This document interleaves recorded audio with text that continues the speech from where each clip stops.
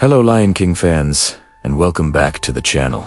But we're not just talking about the villain we know. This is a story pieced together from the extended universe of the Lion King. So, let's set the scene. The Pride Lands are ruled by King Ahadi and Queen Uru. Ahadi is described as having a golden coat and a black mane, much like Scar's, and piercing red eyes. Mufasa takes after his father, the king, while Taka mirrors his mother. King Ahadi was a ruler with a heavy burden. The rivers were drying up, the herds were migrating away, and tensions were high among all the animals. And trying to find solutions, he was a responsible king, but his duties often took him away from his family. This is a key point. Ahadi wasn't necessarily a bad father, but he was a preoccupied one. However, just as they were about to leave, and the animals are fighting over the last remaining resources, believing it's a crucial lesson for the future king. Imagine how Taka must have felt. From his perspective, it's not about royal duties, it's about favoritism. It's a clear message. Mufasa is more important. It was part of a pattern, dedicating his limited time to his heir, while Taka was often overlooked. The story tells us Taka felt a deep sense of injustice and resentment, not just towards his father, but towards the brother who seemed to effortlessly get all the attention and approval. Now, where was Queen Uru in all of this? The books portray Uru as a much more empathetic and caring parent. She was the one who saw the growing darkness in her younger son, and worried about the rift forming between her children. Unlike Ahadi, whose focus was external, on the kingdom, Uru's focus was internal, on her family's well-being. There's a poignant moment where she finds Taka sulking and tries to explain Ahadi's responsibilities. But the damage was already done. Taka felt that even his mother as comfort couldn't he make up for his father as neglect. Uru was caught in an impossible situation, trying to mediate between a duty-bound husband and a resentful son. This family dynamic provides the perfect breeding ground for jealousy. Taka, already feeling second best, starts to fall under the influence of three troublemaking hyenas: Shenzi Bonsai and Ed. Yes, the very same ones. They prey on his feelings of inadequacy. They whisper in his ear, telling him that if he could just make Mufasa look foolish and incompetent, Ahadi would finally have to notice him. They plant a seed of a truly terrible idea. Trick Mufasa into a confrontation with a grumpy Cape Valo named Buma, who had claimed one of the last remaining water sources for his herd. Taka, desperate for his father's validation, goes along with the plan. He goads Mufasa, telling him a real king would be able to reason with Boma and secure water for everyone. Mufasa, ever noble and a bit naive, falls for it. The situation escalates, and Boma charges. Mufasa is in real danger, and Taka realizes his plan has gone horribly wrong. In a moment of panic and brotherly instinct, Taka leaps into the fray to save Mufasa, but the buffalo herd turns on him. Taka is badly injured, saved only by the timely arrival of Ahadi, who had been alerted by Rafiki. This is the pivotal moment. Ahadi is furious, not just at the chaos, but at Taka's recklessness. When Taka tries to explain that he was only trying to help, Ahadi dismisses him, saying his help nearly got his brother killed. Then comes the most devastating blow. Taka, wounded and bleeding from a cut over his eye, is chastised by his father. And in a moment of bitter irony, Taka declares that from now on, he should be called Scar, as a permanent reminder of his father's foolish mistake in judging him. He embraces the name as a symbol of his pain and his father's perceived injustice. It wasn't just a name. It was a declaration of his new identity, one forged in resentment. Think about the psychology here. Taka gets the scar while trying to save his brother. An act that should be seen as heroic, but his father only sees the failure of the plan. The scar becomes a physical manifestation of his emotional wounds. Every time he looks in a reflection, every time someone calls him by that name, he is reminded of that. Day to day, he tried to win his father's approval, and ended up being permanently marked by his failure and rejection. Ahadi, for his part, failed to see the desperation behind his son's actions. He saw only a reckless challenge to his authority and a threat to his chosen heir. The story of Ahadi, Uru, Mufasa, and Taka is a classic tragedy of family dysfunction. It's not a simple story of good versus evil. It's a nuanced tale of a well-intentioned but flawed father, a loving but perhaps powerless mother, a favored son, and a neglected child. Ahadi's focus on his kingdom led him to neglect the kingdom within his own den. Uru's love wasn't enough to heal the wounds inflicted by this imbalance.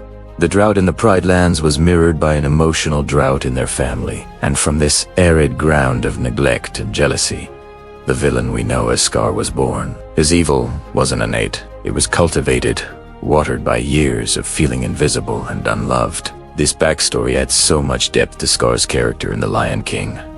His line, "As far as brains go, I got the lion's share, but when it comes to brute strength, I'm afraid I'm at the shallow end of the gene pool," suddenly sounds so much more poignant. It's a direct reflection of his entire life, constantly being compared to his stronger, favored brother, Mufasa. His actions are still inexcusable, but understanding their origin makes his story all the more tragic. Does this story from the extended universe offered? He was everything a king could want in a successor. And then there was Taka. Taka was physically smaller and weaker than his brother. He inherited his mother's leaner build and darker coat. While Mufasa was out learning to rule, Taka often found himself on the sidelines, overshadowed and overlooked. Ahadi, so focused on his perfect heir, paid little attention to his younger son. This wasn't necessarily out of malice, but more out of a single-minded focus on the future of the kingdom. In his eyes, Mufasa was the future. And Taka, well, Taka was just the spare. This neglect had a profound effect on the young prince. While Mufasa grew up with the weight of responsibility, he also grew up with the warmth of his father's approval. Taka grew up in his brother's shadow, feeling inadequate and resentful. He craved his father's attention, the same attention that Mufasa received so easily. He would try to impress Ahadi, but his efforts were often clumsy or misguided, leading to more disappointment. Imagine being a child, constantly trying to measure up to a seemingly perfect older sibling, and feeling like you always come up short. That was Taka's entire world. Now, let's talk about their mother, Queen Uru. Uru was a very different parent from Ahadi. She was gentle and perceptive. She saw the growing rift between her sons, and the pain in Taka's eyes. While Ahadi was busy with kingly duties, Uru was the one who offered Taka comfort. She would tell him stories, listen to his frustrations, and assure him that he was special in his own way. She was his advocate, his safe space. There's a story where a severe drought hits the Pride Lands, and Ahadi is consumed with finding a new water source. He even breaks a promise to go hunting with Mufasa and Taka, choosing his duty over his sons. Mufasa, understanding his future role, accepts it. But Taka is deeply hurt. It's Uru who comforts him, explaining the burdens of being king. She was the emotional heart of the family. Despite Uru's best efforts, the seeds of jealousy had already taken root in Taka's heart. He saw the admiration in everyone's eyes when they looked at Mufasa. He heard the whispers about the great king Mufasa would one day be, and he saw his own father looking at him with, at best, indifference. This festering resentment led Taka to seek validation elsewhere. He started spending time with the mischievous trio of Haina Sanzi Banzi and Edda. They didn't care that he wasn't as strong as Mufasa. They laughed at his jokes and listened to his complaints. For the first time, Taka felt respected and powerful. This brings us to the pivotal moment, the event that changed Taka forever and gave him his infamous name. Desperate to prove his own worth and humiliate his brother, Taka concocted a plan. He told Mufasa that a Cape buffalo named Boma was refusing to share a waterhole, a direct challenge to the king's authority. He guided Mufasa, suggesting that if he were a real king, he'd go and deal with Boma himself. Taka's real plan was to have the hyenas create a stampede to frighten Boma's herd, making Mufasa look weak and foolish when he failed to control the situation. He wanted to show his father that Mufasa wasn't as perfect as he seemed.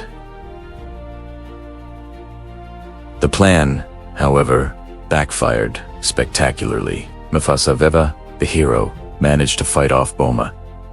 But in the ensuing chaos of the stampede, it was Taka who was attacked. A furious buffalo raked its horns across Taka's face, leaving him with a deep, permanent gash over his left eye. He was saved by his father, Ahadi, but the damage was done both physically and emotionally. When awoke wounded and defeated, he was confronted by his father. The first thing Ahadi noticed was the wound. From that day forward, Taka insisted on being called Scar, a bitter and constant reminder of his failure and the mark of his betrayal. This event solidified the family tragedy. For Ahadi, it was confirmation that Taka was reckless and untrustworthy. For Mufasa, It was a painful lesson about his brother's dark side. And for Scar, it was the final nail in the coffin of his old self. He fully embraced his new identity. The name, Taka, meaning dirt, was gone. In its place was Scar, a name born of pain, jealousy, and a thirst for vengeance. He no longer sought his father's approval. Instead, he coveted his brother's birthright. The quiet, resentful prince was gone, replaced by a cunning, bitter rival who would spend the rest of his life plotting to take the throne. So when we look at the events of the Lion King, Scar's actions weren't just a sudden burst of evil. They were the culmination of a lifetime of feeling second best, of being neglected by his father, and of living in the shadow of a perfect brother. King Ahadi, for all his strengths as a ruler, failed as a father to his younger son. His unequal treatment created the very monster that would one day tear his family and his kingdom apart. And Queen Uru, despite her love, was unable to heal the deep wounds of her son's heart. It's a tragic story that adds so much depth to these characters we thought we knew. The circle of life is not just about nature, it's about family, and how the actions of one generation echo powerfully into the next. What do you think? Does knowing the story of Ahadi and Uru change how you see Scar? It certainly makes his motivations much more complex than simple greed. He's a character forged in the fires of family dysfunction. Let me know your thoughts in the comments below. I love reading your theories and perspectives. Thanks for journeying back in time with me today.